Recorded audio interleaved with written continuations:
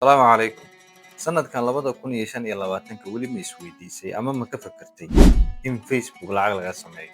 Sidoo kale ma kugu soo xaadireen ama ma isugu kaa yimaadeen su'aalo odhanaya haddii Facebook lacag laga sameeyo, maxay tahay shuruudaha la iska rabo?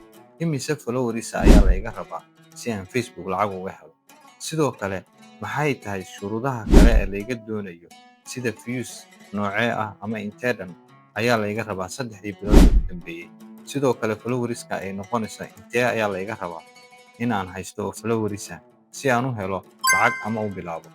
Su'aalahaas iyo su'aalo kale oo la mid ah waxaan uga jawaabi doonaa muuqaalkan kooban ee aan maanta duubay. Runtii waa kii ugu horreeyay, mana filaynin in muuqaal sidaan oo kale aan duubi doono, balse dhalinyaro badan oo luuqa igala soo xiriiray su'aalana iga weydiinayay sida Facebooka lacag looga sameeyo ayaa kaliftay inaan muuqaalkan duubo. Waxaa laga yaabaa haddii mawduucan aad xiisaynaysaan ama aad ka heshaan inaan muuqaallo kale mustaqbalka ka sameeyo, kuwaas oo aan uga hadli doono habka ugu wanaagsan iyo sida aad Facebook lacag uga samayn doonto. Adiguna haddii aad mawduucan xiisaysay ama aad ka heshid, waxaan rabaa qaybta hoose ee commentiga inaad noogu qortid muuqaallada noocaan inaan soo badiyo iyo in kale. Haddaba aan u gudagalno muuqaalladeena maanta. Su-aasha koowaad waxa ay tahay Facebook lacag ma laga sameeyaa? Su-aashaas jawaabteeda oo kooban waa haa, Facebook lacag waa laga sameeyaa. Dabcan qof kasta oo Soomaaliyeedna taas inuu og yahay baan filayaa. Balse waxaa la isku khilaafsan yahay ama aan dadka qaarkood ogeyn hababka cusub ee Facebook lacag looga sameeyo. Haddaba taa aan idiin sharaxo.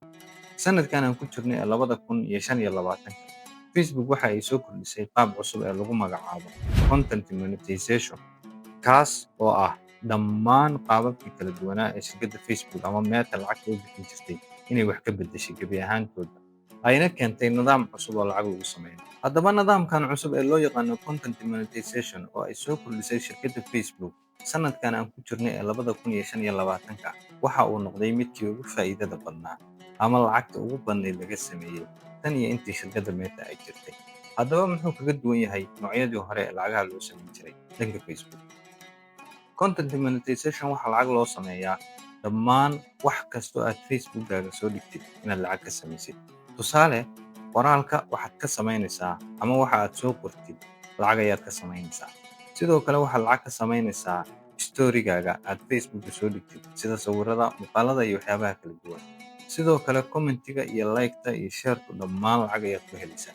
Muuqaalada dhaadheer, reels-ka, wax walba oo aad Facebookkaaga soo gelisid waxaad ka samayn doontaa maanta laga bilaabo lacag. Taasina waxa ay faa'iido u noqotay dad badan oo aan jeclayn inay muuqaalada duubaan, balse dhanka qoraalka iyo waxyaabaha noocaas ku fiican, taasoo fursad u noqotay lacag fiican ay runtii uga samayn karaan. Qodobka labaad aan u soo gudubno ama su'aasha labaad. Sidee ama maxaa la iga baahan yahay si aan Facebook lacag uga sameeyo? Si aad Facebook lacag uga samaysid, waxa lagaaga baahan yahay marka hore, shardiga koowaad waa inaad page leedahay ama aad leedahay Facebook profile waxa loo yaqaano oo Facebookkaaga caadiga ah oo aad isticmaashid. Laakiin waa inaad u beddeshid waxa loo yaqaano professional mode, taas oo aad gudaha Facebookkaaga ka beddelan kartid kana dhigi kartid qaab page caadi ah. Su'aasha saddexaad, taas waxaan u malaynayaa waa su'aasha ugu fudud.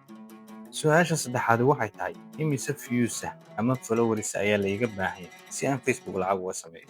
Runtii taasi waxay markii ugu dambeysay ahayd 10,000 oo followers ah, profile-ka oo 5,000 ah iyo 600 oo daawasho bay ahayd markii ugu dambeysay. Balse waxaan maalin dhaweyta arkay taas oo aanan ogeyn ayaguna aanay runtii shaacin.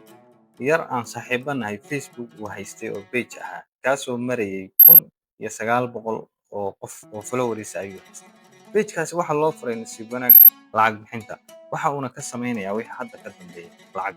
Weliba page-kaas ku darso oo ma lahayn views aad u badan, mana gaarin 10,000, waxa uu ahaa page.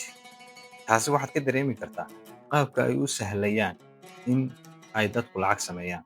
Waana shardi fudud oo runtii aad u fududeeyay waxyaabo badan oo dadka laga rabi jiray oo aad u adkaa. Waayo 1,900 oo qof oo followers ah iyo page aan viewskiisu xitaa 100,000 gaarin ayaa waxaa loo fasaxay lacag, taasoo runtii cajiib ila ahayd. Aniguna aanan filayn, runtii aan islahaa ilaa 10,000 iyo wixii ka badan iyo 600,000 oo views ah ayaa la iska rabaa. Waxaanse dareemayaa in hadda taasi meesha ka baxday oo wax walba fududaadeen. Su'aasha saddexaad aan u gudubno. Su'aasha saddexaad waxay tahay Facebook marka uu gaaro ama heerkii shuruudihii aan buuxiyo, waxay noqonaysaa inaan anigu u diro codsi ah inaan lacagta la i siiyo. taas ma jirto.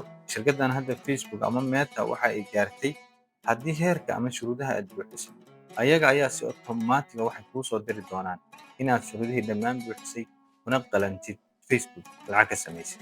Waxa kaliya oo laga yaabay in lagu weydiiyo ayaa wuxuu noqon doonaa kaliya inaad buuxisid foomka ama akoonkii lacagta lagugu soo diri lahaa. Waxa lagaa rabi doonaana wuxuu noqon doonaa warqadda canshuurta iyo bangiga.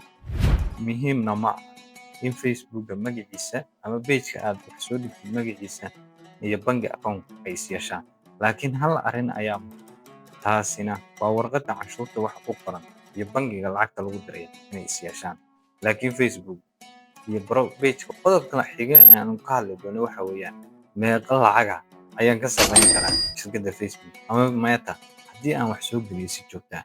Su'aashaasi waxay ku xirnaan doontaa jawaabteedu, nooca waxa aad soo gelisid, muuqaalku inta uu le'eg yahay, sida dadku uga falceliyaan, iyo daawasho intaad heshay. Sidoo kale, waxa ugu muhiimsan ee lacagta lagu helo ama lagu kala lacagta badan yahay waa mawduuca aad markaas adigu ka hadashay. Haddii mawduuca aad ka hadashid uu la xiriiro dhaqaalaha iyo wixii la mid ah, waa mawduucyada ugu lacagta badan.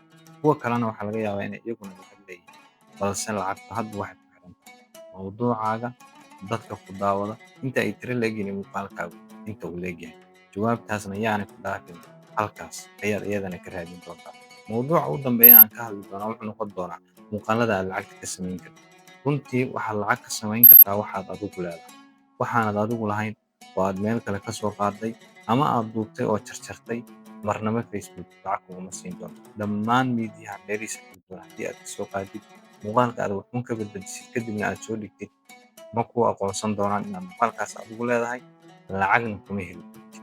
Waa inaad haddaba taa ogaatid. Dhalinyaro badan baa jirta oo luuqa igala soo xiriiraya oo dhibkaas haysto, views haysta, followersna haysta, balse aan wax lacaga ka samayn. Taasna waxaa keenaya in muuqaalka aad soo qaadatay balse aanad adigu xuquuqdiisa ama asalkiisa aadan lahayn. Waxa kaliya ee lagu ogolaan karo waa in muuqaal aad soo qaadatay balse wax adigu aad ku dartay uu leeyahay. Tusaale inaad codkaaga ku dartid oo cod saartid, ama adoo muuqaal ah oo wax sharaxaya aad muuqaalka laftirkiisa ku dhex jirtid, taasoo aniguba aan sameeyo oo page-kayga inta badan ka arki kartaan. Haddaba waxaanad adigu lahayn ha isku daalinin, waqtina ha iska gelinin. Waxaad ogaan doontaa maalin ay wax badani kaa galeen inaadan wax lacaga haba yaraatee aad ka samaynaysaa aanay jirin muuqaalada aan adigu lahayn. Waxa fiican inaad muuqaalo aad adigu leedahay ama wuxuun adigu aad leedahay aad ku dartay aad isticmaashid si ay kugu noqdaan muuqaalo aad berri meel ku gaari kartid, Facebookuna kugu aqoonsado, lacag fiicanna aad ku samayn kartid.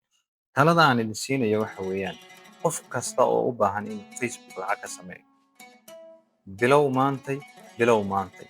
Waxaa laga yaabaa inay waqti qaadato, waxaa laga yaabaa inaan muddo lagu daawan, waxaa laga yaabaa inaadan followers fiican helin. Laakiin haddii aadan ka niyad jabin oo aad bilowdid, waxa ay ku gaarsiin kartaa heer aad heshid followerskii iyo viewskii intii aad rabtayba, lacagna aad ka samaysid. Waxa ugu horreeya aad Facebook ama miidiyaha u soo geshid haddii ay noqoto inaad maantaba lacag ka samaysid, mararka qaar suurtagal maahan. Waxaa laga yaabaa inay bilooyin qaadato, waxaa laga yaabaa inay sanad iyo sanadaba qaadato adoon lacag samaynaynin. Laakiin waxaa hubaala haddii waxa aad duubaysid ama aad samaynaysid ama aad ka hadlaysid aad xiisaynaysid adiguna jeceshahay, inaad maalin walba lacag ka samayn doontid, una shaqayn doono, dad badanna aad heli doontid. Waa inaad mawduucaaga xoojisid, adiguna xiisaysid, si kal furan oo daacadana aad uga hadashid. Fadlan haddii muuqaalada noocan iyo mawduucan inaan soo badina aad xiisaynaysid, inaad qaybta hoose ee commentiga noogu reebtid fariintaada ah sideed u aragtaa in muuqaalada noocaana aan ka hadalno ama had iyo jeer wax ka soo gelino. Waad mahadsantahay.